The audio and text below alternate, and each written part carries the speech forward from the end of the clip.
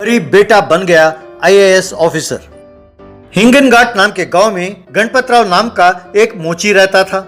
गणपतराव की पत्नी थी नर्मदा और बेटे का नाम मंजू था। वो अपनी थोड़ी सी कमाई से उन तीनों का पेट तो भर पाता था, पर मंजू को पढ़ा नहीं पाता था। पर मंजू की एक दोस्त थी पूजा।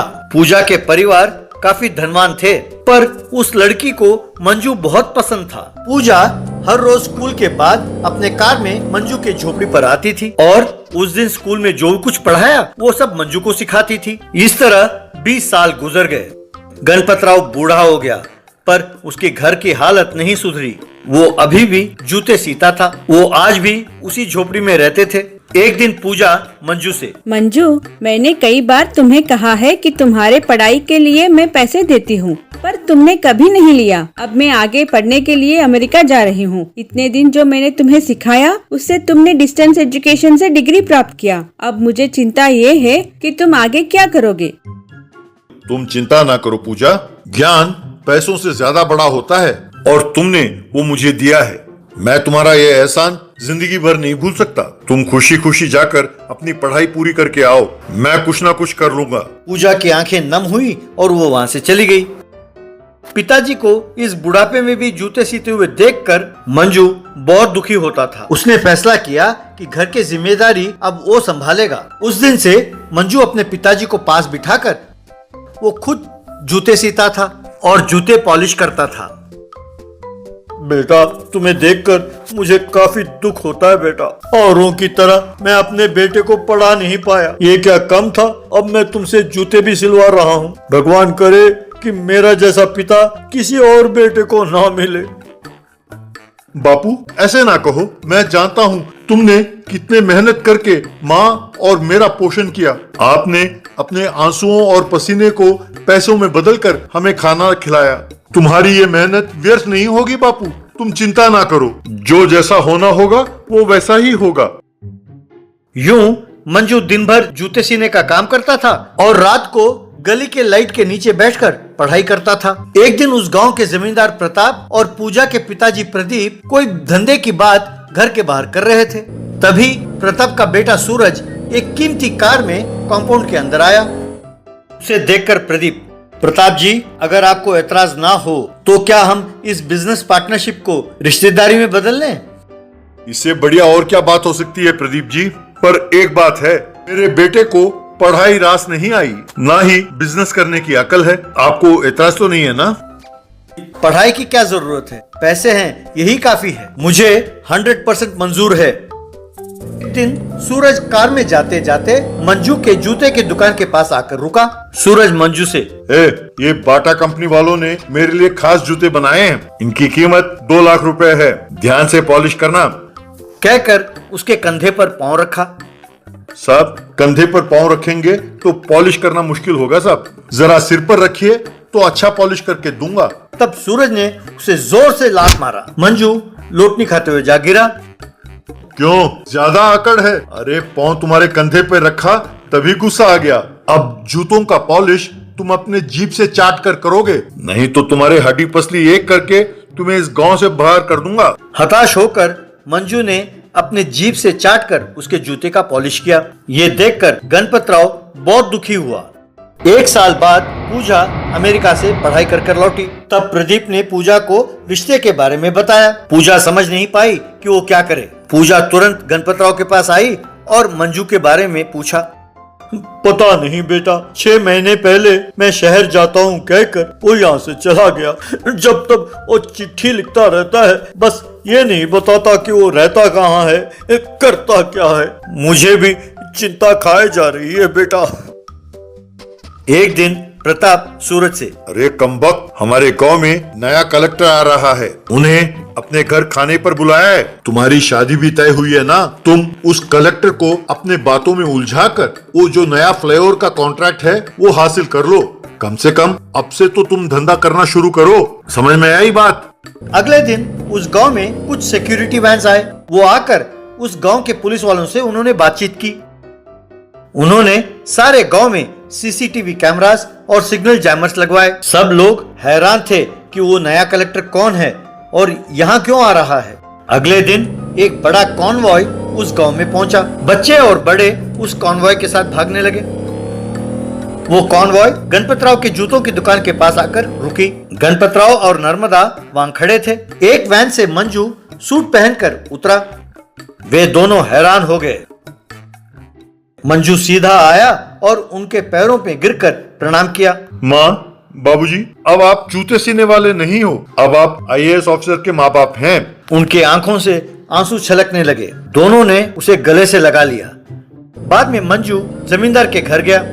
वहां प्रताप, प्रदीप, सूरज और पूजा खड़े थे। मंजू गाड़ी से उतरा। उसे देखकर पूजा के खुशी का ठिकाना नहीं रहा। सूरज के पसीने छूटने लगे। प्रताप और प्रदीप ने मंजू को फूलों का हार पहनाया। मंजू, तुम्हें देखकर मुझे बहुत गर्व महसूस हो रहा है। शाबाश मंजू, हमारे गांव में जो कोई नहीं कर पाया वो तुमने कर दिखाया। ये सब तुम्हारी मेहरबानी है पूजा। प्रदीप जी, अगर आपको एतराज ना हो तो क्या मैं पूजा से शादी कर सकता हूँ? कलेक्टर साहब, आपसे बढ़िया दामाद मुझे कहाँ मिलेगा? और वैसे भी आप दोनों बचपन के दोस्त हैं, मुझे और क्या चाहिए? फिर मंजू सूरज से, सूरज, मुझे तुम पर कोई गुस्सा नहीं है। मैंने तुम्हारा फ्लाईओवर बनाने के लिए एप्लीकेशन देखा। कोटेशन अच्छा है, वो मैं तुम्हें ही दे रहा हूँ। अच्छी तरह बिजनेस करो और बढ़िया कॉन्ट्रैक्टर बनो। सूरज की आंखें भर आईं और उसने मंजू को प्रणाम किया। प्रताप भी बहुत खुश हुआ। इस तरह मंजू और पूजा की शादी बड़ी धूमधाम से हुई। Miniature food. मानला नाम के गांव में अग्रवाल नाम का एक व्यक्ति रहता था। उसका एक ऑफिस था जिसका बोर्ड लगा था गोलमाल इवेंट मैनेजमेंट। वो शादियों के लिए और बड़े बड़े फंक्शनों के लिए कॉन्ट्रैक्ट लेकर डेकोरेशन और लाइटिंग से लेकर फूड सप्लाई तक सब कुछ करता था। उसको चोरी की आदत थी। उसके पास काम करने वालों को ठीक से पैसे नहीं देता था। एक बार एक लाइटिंग वाला, क्या है अग्रवाल जी, इतने बड़े मैरिज हॉल का लाइटिंग करना कितना मुश्किल है ये तो आप जानते ही हैं। मेरे टीम में 10 लोग दिन रात मेहनत करके काम कर रहे हैं और आप सिर्फ 10,000 रुपए देंगे तो कैसे चलेगा? अरे तुम तो ऐसे बोल रहे हो जैसे मैं तुम्हें ठग रहा हूँ। मुझे सिर्फ तुम्हें ही नहीं, डेकोरेशन वाले को, कैटरिंग वाले को, सबको पैसे देने पड़ते हैं। दोबारा ये डिस्कशन किया तो मुझे तुम्हारी जरूरत नहीं है, बस। एक बार एक बड़े धनवान ने संदेश भेजकर अग्रवाल को अपने घर बुलाया। आओ भाई आओ अग्रवाल आओ, अगले महीने के 10 तारीख को मेरी बेटी की शादी है। शादी में कम से कम 1000 लोग आएंगे। इंतजाम एकदम बढ़िया होना चाहिए। खाने में कोई कोताही नहीं होनी चाहिए। सबको अगले 10 साल तक इस शादी की चर्चा करनी चाहिए। हुजूर, ये आप मुझ पर छोड़ दें। एक साधारण से शादी में 26 किस्म के व्यंजन देता हूँ। एक प्लेट का 500 रुपए लेता हूँ, पर आपके लिए खास 56 भोग होगा। एक प्लेट का 800 रुपए दीजिए बस। डेकोरेशन के लिए बाहुबली सेटअप लगाऊंगा। कैमरा और लाइटिंग के लिए मुंबई से स्पेशल कैमरामैन को बुलाऊंगा। बस ड्रोन शॉट भी लेंगे। हॉलीवुड, बॉलीवुड वगैरह इस शादी की वीडियो देखकर दंग रह जाएंगे। धनवान ने खुश होकर अग्रवाल को एडवांस दिया। बाद में अग्रवाल से एक कैटरर, क्या 56 भोग 250 रुपए में देना होगा? ये तो ज्यादती है। इस रेट पर तो कोई भी नहीं दे सकता। तुमसे नहीं होगा तो रहने दो। इस दुनिया में तुम अकेले हो क्या जो खाना बनाने में माहिर है? चलो चलो जाओ, कहकर उसे डांटा। वो जाने लगा तो एक और व्यक्ति अग्रवाल के पास आया। साहब, मेरा नाम जादूलाल है। मैं कैटरिंग करता हूँ। आप जैसे महान के पास काम करने की मेरी बहुत दिनों से इच्छा थी। ये देखिए मेरा मेनू कार्ड। मैं 50 आइटम से ज्यादा केवल 100 रुपए में ही बना कर दूंगा, कहकर उसने मेनू कार्ड दिखाया। उसे देखकर अग्रवाल चौंक गया, क्योंकि उसमें बहुत किस्म के व्यंजन थे। क्या तुम सचमुच 100 रुपए में ये सारे आइटम्स बना कर दोगे? तो ठीक है, परसों 1000 लोगों के लिए कैटरिंग करना होगा। ये लो एडवांस, कहकर उसे एडवांस के पैसे दिए। शादी वाले दिन जादूलाल एक ब्रीफ केस के साथ वहां आया। ये क्या, तुम अकेले ही आए हो? अरे तुम्हारे लोग कहाँ हैं? खाना कहाँ है? सर, मैं 1 मैन आर्मी हूँ। मैं अकेला ही सबको परोसूंगा। खाना तो कब का तैयार है, आप चिंता ना करें। फिर जादूलाल ने ब्रीफ केस में से छोटे छोटे प्लेट निकाले और उनमें खाने का व्यंजन रखने लगा। बाद में उन प्लेटों को वहां बैठे लोगों के सामने टेबल पर रखने लगा। उसे खाकर एक आदमी, अरे ये बड़ा मजेदार और स्वादिष्ट है। ये सब हमारे अग्रवाल की करामत है। लगता है असली भोजन से पहले यूं सैंपल खाना रखना फैशन है। अब भैया अब बस रहने दो, जाओ और मेन खाना लेकर आओ। मेन खाना, साइड खाना ऐसा कुछ नहीं है, यही भोजन है। जितने पैसे आपने दिए उसमें बस इतना ही मिलेगा। अरे तू है कौन, बात क्या है समझाओ। तब जादूलाल ने अग्रवाल के धंधे का पोल खोला। बस सबने मिलकर अग्रवाल को खूब मारा। तब से अग्रवाल में परिवर्तन हुआ और वो मेहनत और ईमानदारी से काम करने लगा।